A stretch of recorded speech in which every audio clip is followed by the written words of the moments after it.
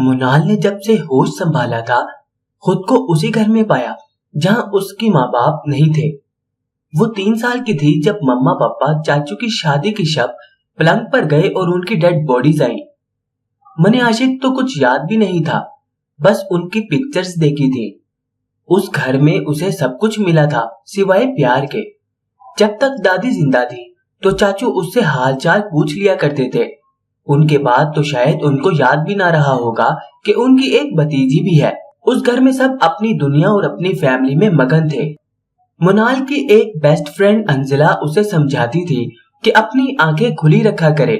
اس دن بھی وہاں اسے یہی سمجھا رہی تھی، دیکھو منال، یہ لوگ کبھی بھی تمہاری شادی کسی اچھی جگہ پر نہیں کریں گے، کیونکہ اگر اچھی جگہ پر کریں گے تو ان کو پراپرٹی میں تمہارا حصہ دینا پڑے گا، تو وہ ہرگز نہیں کریں گے۔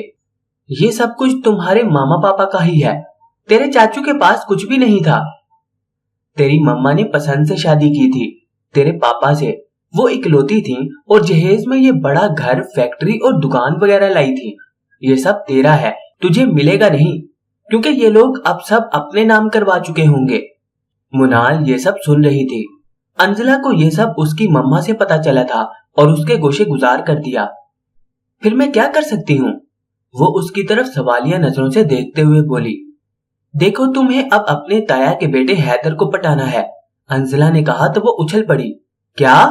منال نے کہا، دیکھو وہ اکلوتا ہے، اگر وہ تجھے پسند کر لے تو وہ خود تیرے لیے سٹینڈ لے گا، ورنہ یہ تو کبھی مر کے بھی تجھے اپنی بہو نہیں بنائیں گے۔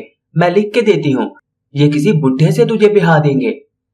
انزلہ نے کہا، نہیں۔ منال نے اپنے کانوں پر ہاتھ رکھ لیا۔ بیٹا کان اور آنکھیں بند کرنے سے کچھ نہیں ہوگا، جیسے بھی کر کے حیدر سے شادی کر لو۔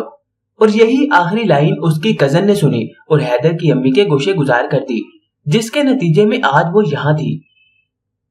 معاذ کے والد بہت بڑے زمیندار تھے۔ انہوں نے معاذ کی والدہ شہر بانو سے پسند کی شادی کی تھی۔ شہر بانو کی منگنی بچپن میں منال کے پاپا عادل شاہ کے ساتھ طے تھی، لیکن قسمت کو کچھ اور ہی منظور تھا۔ شاہ میر خان کو شہر بانو پسند آ گئی اور وہ دونوں ایک دوسرے کو دل دے بیٹھے۔ جب ایک جاگیردار کا رشتہ آیا تو سب خوشی سے کھل اٹھے۔ بچپن کی منگنی کسے یاد آنی تھی، چٹ منگنی پٹ بیاہ ہو گیا۔ ادھر عادل شاہ جو یونیورسٹی میں سائرہ سلطان کی زلفوں کا اسیر ہو گیا تھا، اس کی منگنی سے جان چھوٹنے پر خوش تھا۔ سائرہ کے پاپا نے بھی ایک شرط رکھی تھی کہ وہ گھر داماد ہوگا۔ یہ شرط بھی عادل شاہ نے قبول کر لی تھی۔ ان کی شادی کے چند ماہ بعد سائرہ کے پاپا فوت ہو گئے اور سائرہ کا کوئی میکا نہیں تھا۔ ماں باپ پہلے ہی چل بسے۔ سائرہ نے عادل شاہ سے کہا کہ ان کے بھائیوں کو بھی شہر بلا لیں تاکہ سب بھائی ساتھ رہ سکیں، لیکن عادل شاہ اور سائرہ اتنی ہی عمر لکھوا کر لائے تھے۔ 3 سال کی منال کو چھوڑ کر خالق حقیقی سے جا ملے۔ حلیمہ خاتون معاذ کے ساتھ کراچی آئی تھی، بیٹی ناز کے گھر۔ وہیں ان کی ملاقات ہاسپٹل میں منال کی چچی سے ہوئی۔ چچی نے حلیمہ خاتون کو دعوت دی اور معاذ کو اپنا نمبر اور ایڈریس بھی دیا تھا۔ حلیمہ وہاں گئی تو باتوں باتوں میں چچا نے ان سے منال کے رشتے کا ذکر کیا، معاذ کے لیے۔ حلیمہ خاتون سوچ میں پڑ گئی۔ واپسی پر خالہ نے ناز بازی سے ذکر کیا تو وہ بولے، امی منال اسی عورت کی بیٹی ہے، معاذ اس سے شادی کیسے کر سکتا ہے؟ اس سے جس کی ماں نے اس کی ماں کا حق مارا تھا، وہ حیرت سے پوچھ رہی تھی۔ ناز تمہیں گڑے مردے اکھاڑنے کی ضرورت نہیں ہے، میں خود منع کر دوں گی، حلیمہ نے ہاتھ سے روکتے ہوئے سمجھایا۔ امی وہ لوگ ایسا سوچ بھی کیسے سکتے ہیں؟ یاد نہیں ہے منال کی امی کی وجہ سے شہر بانو خالہ کا رشتہ ٹوٹ گیا تھا۔ ناز سخت خفا تھی۔ نادم ہے، کچھ پتا نہیں ہے، فضول باتیں مت کرو، حلیمہ نے کہا۔ خالہ میں اسی لڑکی سے شادی کروں گا۔ معاذ جو ابھی ابھی گھر آیا تھا ان کی سب باتیں سن لی تھیں۔ لیکن بیٹا تم نے تو ابھی تک اس لڑکی کو دیکھا بھی نہیں ہے، یہ فیصلے اتنی جلدی نہیں ہوتے ہیں، حلیمہ اسے سمجھاتے ہوئے بولی۔ نہیں خالہ، آپ آج ہی جائیں اور ان سے نکاح کی تاریخ لے آئیں۔ معاذ کی بات پر حلیمہ سر پکڑ کے رہ گئی اور ناز جو معاذ سے کافی بڑی تھی اس کے پیچھے گئی تاکہ اسے سمجھا سکے، لیکن وہ الٹا ان پہ چڑھ دوڑا۔ ناز باجی آپ مجھے سب بتائیں کیا ہوا تھا امی کے ساتھ؟ اور ناز نے جو ادھر ادھر سے سنا تھا سب معاذ کے گوشے گزار کر دیا۔ معاذ نے اپنی ماں کو نہیں دیکھا تھا، وہ اس کی پیدائش کے وقت کمزور ہو گئی تھی اور 1 ہفتے کے اندر ہی چل بسی۔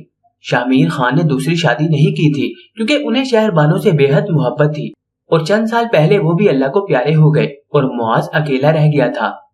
پھر حلیمہ خالہ کا گھر قریب تھا، وہ ہر طرح سے معاذ کا خیال رکھتی تھی اور جب وہ شادی کرنا چاہ رہا تھا تو حلیمہ بھی بہت خوش تھی کہ اب وہ اکیلا نہیں رہے گا، لیکن وہ بے خبر تھی کہ ناز کی سنی سنائی باتوں کی وجہ سے معاذ کے دل میں منال کے خلاف اعلان جنگ ہو چکا تھا۔ پیچھے سے آتے معاذ نے منال کی ساری باتیں سن لی تھی۔ اسے یوں اچانک آتا دیکھ کر منال کنفیوز بھی ہوئی اور شرمندہ بھی۔ یہ جن اچانک کہاں سے برآمد ہو گیا؟ منال کو دل ہی دل میں غصہ آیا۔ معاذ بنا کچھ کہے کمرے میں گھس گیا۔ سب کے جانے کے بعد دیر تک منال باہر ہی بیٹھی رہی۔ جو کچھ معاذ نے سن لیا تھا اس کے بعد منال میں ہمت نہیں ہو رہی تھی اس کا سامنا کرنے کی۔ سارا دن وہ اس سے نظریں چراتی رہی۔ پھر رات کو چھپر میں دونوں آگ جلا کر بیٹھے رہے، لیکن دونوں کے مابین ہمیشہ کی طرح خاموشی تھی۔ معاذ جو موبائل میں جھکا ہوا تھا تو سر ہی نہیں اٹھایا تھا کب سے۔ منال نے بھی موبائل اٹھا لیا۔ معاذ نے نیٹ چلانے کے لیے ڈیوائس رکھی ہوئی تھی اور اس میں مہینے کا انٹرنیٹ کا پیکج کرواتا تھا۔ 4G کے سگنلز یہاں اچھے آتے تھے۔ منال سوچتی تھی کہ یہاں رہنے والوں نے رہنے کا سارا بندوبست کیا ہوا تھا، اسی لیے انہیں شہر جانے کی ضرورت محسوس نہیں ہوتی تھی۔ جو افورڈ کر سکتے تھے شہر میں رہنا وہ رہ رہے تھے۔ باقی بھی کچھ گھرانے ایسے تھے جو افورڈ کر سکتے تھے، لیکن ان کو گاؤں سے ایسی انسیت تھی کہ وہ گاؤں میں رہنے کو ہی ترجیح دیتے تھے، جیسے کہ معاذ نے یہاں ہر سسٹم بنا رکھا تھا شہر جیسا۔ بجلی نہ ہونے کے باوجود رات کو سارا گھر سولر بلب سے روشن ہی رہتا تھا۔ پانی کا موٹر بھی سولر کا تھا، اے سی بھی سولر کا، اور گھر اتنا خوبصورت تھا کہ سکون ملتا تھا یہاں بیٹھ کر۔ میں سونے جا رہا ہوں، تم بھی اندر آ جاؤ، رات دیر تک باہر نہ بیٹھا کرو، ویسے بھی دشمنیاں چل رہی ہیں گاؤں میں، معاذ روبدار انداز میں کہتا ہوا کمرے میں چلا گیا۔ رات کو چھپرے میں آگ جلاؤ تو بہت اچھا محسوس ہوتا تھا، سردی بھی نہیں لگتی تھی اور مزہ بھی آتا تھا۔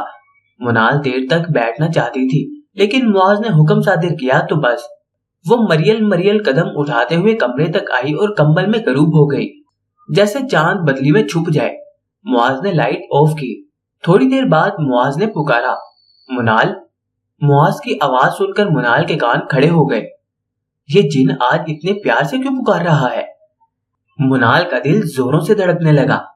جی، منال کی بمشکل جی ہی نکل پائی۔ میرے پاس آؤ، معاذ نے کہا تو کمبل میں چھپی منال کا دل اب کسی بے لگام گھوڑے کی مانند دوڑنے لگا تھا۔ کیوں؟ منال نے کمبل سے منہ باہر نہیں نکالا تھا۔ پتہ نہیں آج اس جن کے کیا ارادے تھے۔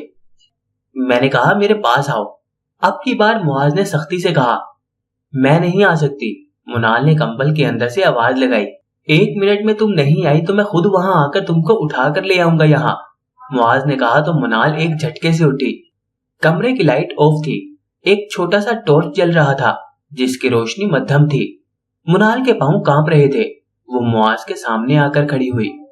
کوئی کام ہے؟ منال نے اپنے آگے آنے والی لٹوں کو کان کے پیچھے کرتے ہوئے پوچھا۔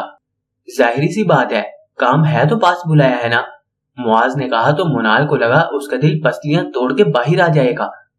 جی بولے، کیا کام ہے؟ منال نے کہا۔ اور پاس آؤ تو بتاؤ، معاذ نے کہا۔ منال تھوڑا اور بیٹھ کے قریب ہوئی۔